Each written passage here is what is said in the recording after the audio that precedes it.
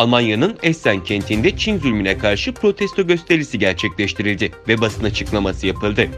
Almanya'nın Essen kentinde bir araya gelen Uygurlar ve Türkler, Çin'in Doğu Türkistan'daki soykırımı ve asimilasyon politikasına karşı protesto düzenledi. Grup adına yapılan açıklamada Çin yönetiminden insanlık dışı eylemlerini durdurması istenirken, uluslararası toplumun bu konuda sessiz kalmaması gerektiği vurgulandı. Ellerinde ay yıldızlı bayrak ve gök bayrak taşıyan göstericiler Çin karşıtı sloganlar attı.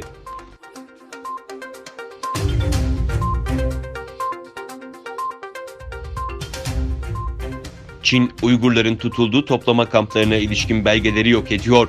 Çin yönetimi Doğu Türkistan'daki toplama kamplarına ilişkin gizli yazışmaların bulunduğu belgelerin uluslararası basında yer almasının ardından kontrolleri sıklaştırdı. Başkent Urumçi'de düzenlenen Çin Komünist Partisi'nin yerel ve merkezi yöneticilerinin katıldığı toplantılarda olası yeni sızıntıların önüne geçmek için önlemler ele alındı. Bu kapsamda yerel yetkililere özellikle yazılı belgelerin imha edilmesi ve eldeki verilerin silinmesi gibi talimatlar verildi.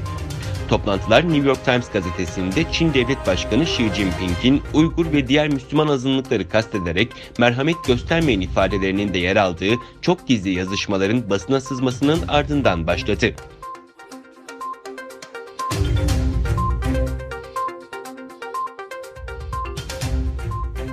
Mesut Özil'in Çin'in Doğu Türkistan'daki Uygur Türklerine yönelik tutumunu protesto eden paylaşımının ardından Arsenal, Çin'de kullanılan sosyal medya sitesi Weibo üzerinden bir açıklama yaptı. Özil paylaşımında Çin'in Uygur politikasına sessiz kalanların da zulme ortak olduklarını söylemişti. İngiliz kulübü bu içerik Özil'in kişisel yorumudur. Arsenal bir futbol kulübü olarak siyasete karışmama ilkesine sadıktır dedi. Arsenal Twitter veya Facebook hesabından benzer bir açıklama yapmadı. Öte yandan Çin devlet medyası Global Times başta olmak üzere birçok web sitesi Özil'in Doğu Türkistan'a dair sosyal medya paylaşımına tepki gösterdi. Aynı zamanda dünyanın dört bir yanındaki Uygurlar sosyal medyada paylaşımlar yaparak Özil'i destekledi ve teşekkürlerini iletti.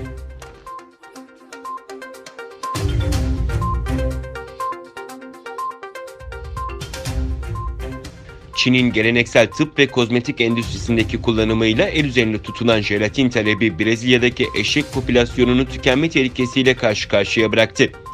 Yılda yaklaşık 100 bin eşeğin Çin ilacı için öldürüldüğünü tespit eden uzmanlar, Brezilya'da türün bitmesi tehlikesinin 5 sene içerisinde gerçekleşebileceğini bildirdi. Çin'de yılda yaklaşık 5 milyon eşek derisi tüketiliyor. Asya pazarında derilerin bir tanesi 23 bin liraya kadar çıkabiliyor.